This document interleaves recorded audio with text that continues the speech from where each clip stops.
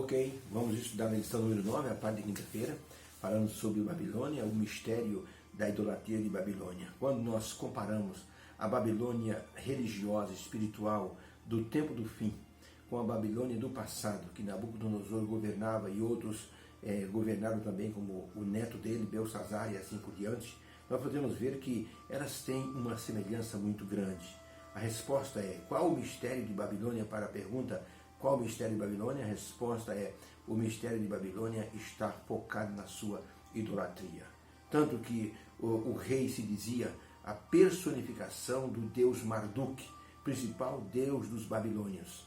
E ele então, se dizendo personificação do deus de Babilônia, do ídolo de Babilônia, ele então exigia que as pessoas dessem a ele adoração como se dava ao ídolo. Por isso, Babilônia foi derrotada por causa da sua idolatria.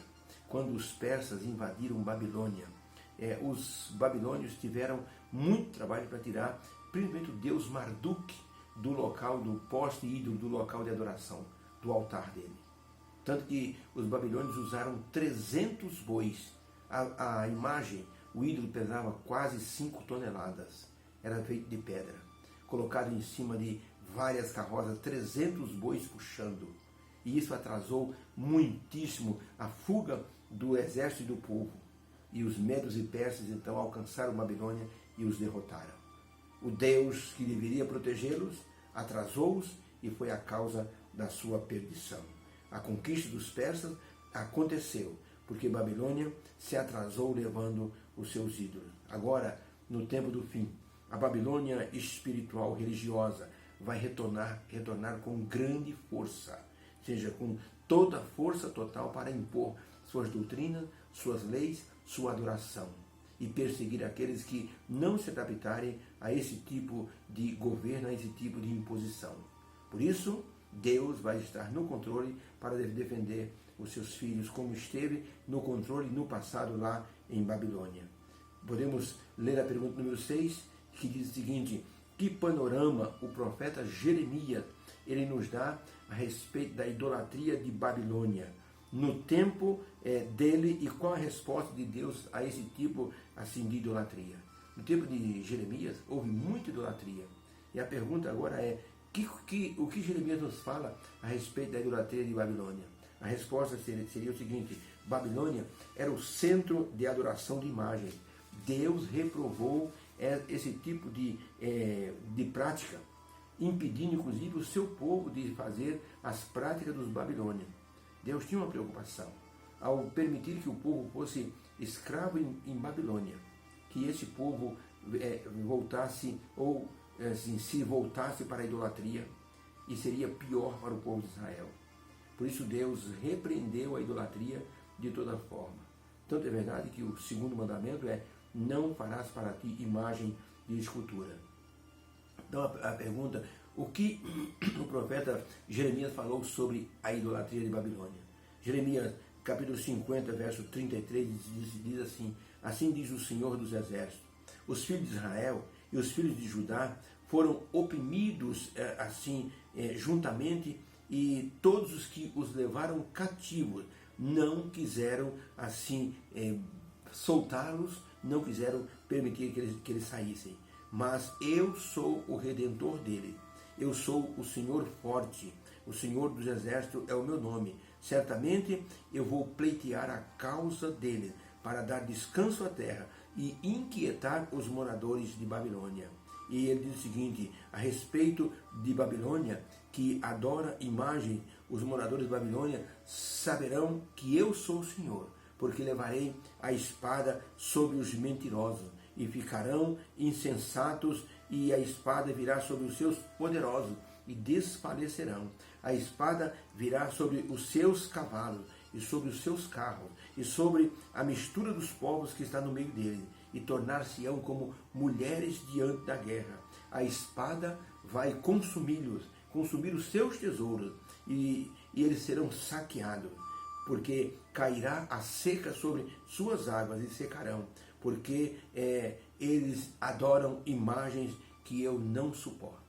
Jeremias falou então que Deus não suportava a adoração de imagens que havia em Babilônia. Jeremias 51, verso 17, diz assim: embrutecido é todo o homem no seu conhecimento, envergonha-se todo o artífice de imagem de escultura, porque a sua imagem de fundição é mentira, e nelas não há vida.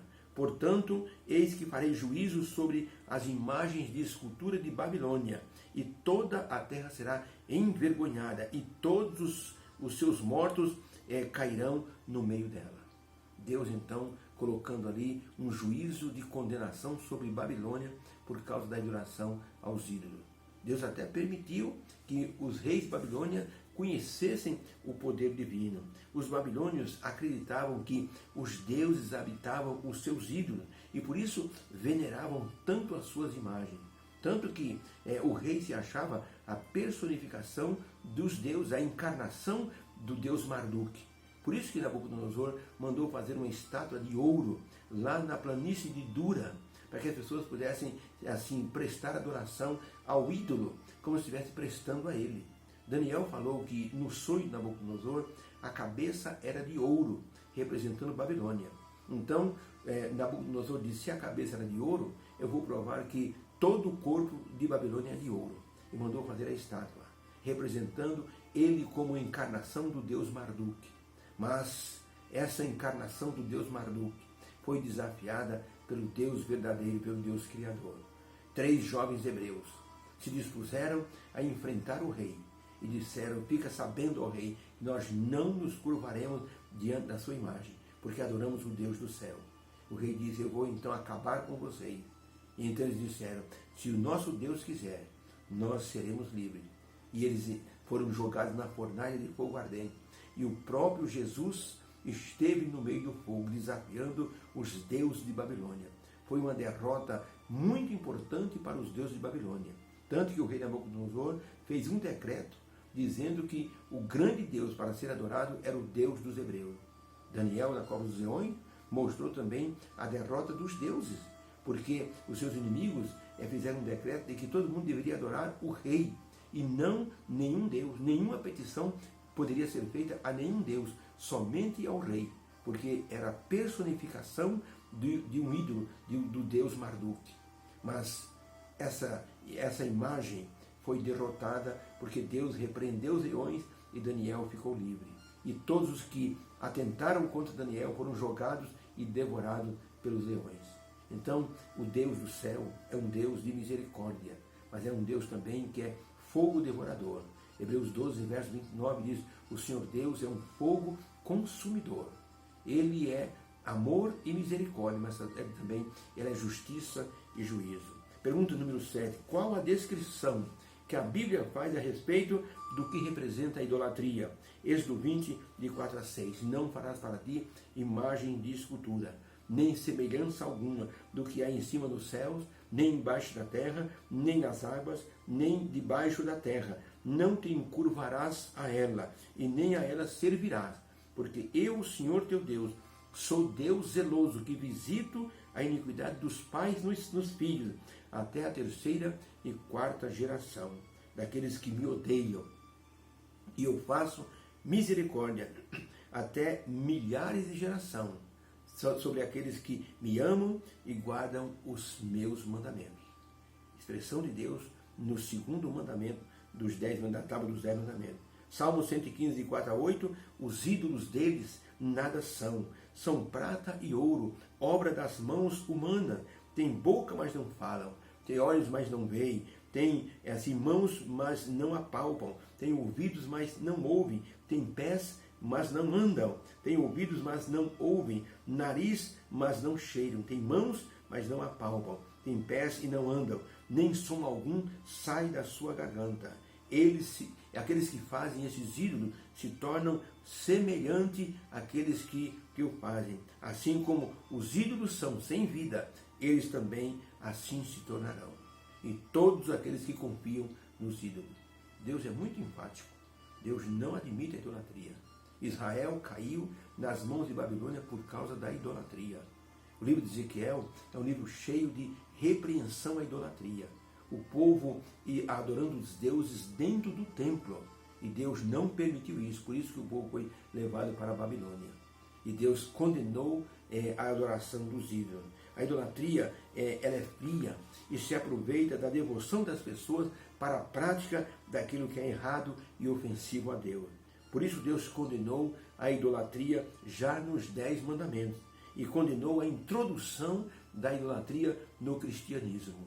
Quando a igreja secular percebeu que os pagãos estavam indo para a igreja, se interessando pela história de Jesus, eles começaram a fazer imagens, ídolos e colocar dentro das igrejas. Então os pagãos chegavam, olhavam aquilo e se ambientavam. Então aqui é parecido os nossos templos, tem imagens também. Só que eles iam explicando, essa imagem de Jesus Cristo, essa é a imagem de Deus, essa é a imagem de São Fulano, de Santa, e foram então diversificando os ídolos. Então colocando os ídolos na frente do Criador. Vocês podem, não precisa pedir para Deus, orem para esse santo, e esse santo, se vocês rezarem para ele, ele vai pedir para Deus. É mais fácil pedir para um santo, porque foi um ser humano, e então ele vai pedir para Deus, vai te atender. E as pessoas passaram então a fazer devoção para as imagens, ao invés de fazer para o Criador. Por isso, Deus não suportou isso. Por isso, Babilônia, o mistério dela é a idolatria. E essa idolatria vai provocar a queda de Babilônia espiritual. Deus nos abençoe para que possamos sair dessa condição e deixarmos de lado tudo aquilo que é ídolo e adorarmos o verdadeiro Deus, o Senhor Jesus Cristo, e nos colocarmos nas mãos do Espírito Santo. Obrigado, Senhor, porque esse alerta que o Senhor nos coloca, ou coloca diante de nós, é para que nós possamos alertar as pessoas que ainda estão envolvidas com ídolo. Nos ajude a abrir os olhos dessas pessoas. Em nome de Jesus. Amém. Deus abençoe. Já percebeu que a lição dessa semana é uma lição assim, bem profética, é uma lição assim, polêmica em alguns momentos, porque nós sabemos que as pessoas, muitos adoram a imagem. Né? Tanto que no passado, os adventistas eram chamados de quebra-santo. Por quê? Porque quando a pessoa entrava na igreja, a primeira coisa que ele tinha que fazer é quebrar os ídolos que tinha em casa. Então, era chamado de quebra-santo. Na minha casa, quando nós assistimos às conferências e fomos batizados, a primeira coisa que a obreira, pastor Campo Longo, disse para o meu pai: seu Cícero, o senhor tem que primeiro quebrar aquele santo na sua parede. E meu pai pegou o martelo, foi lá fora, os vizinhos olhando, ele esmiuçou todas as imagens. E aí, quando nós passávamos na rua, o pessoal dizia: lá vão os quebra-santos. Porque era assim que eram chamados crentes no passado. Deus nos abençoe, possamos ter convicção daquilo que nós adoramos. Adoramos o verdadeiro Deus. Adoramos Jesus Cristo e o Espírito Santo. Que haja uma bênção em cada coração. Deus abençoe a todos. Amém.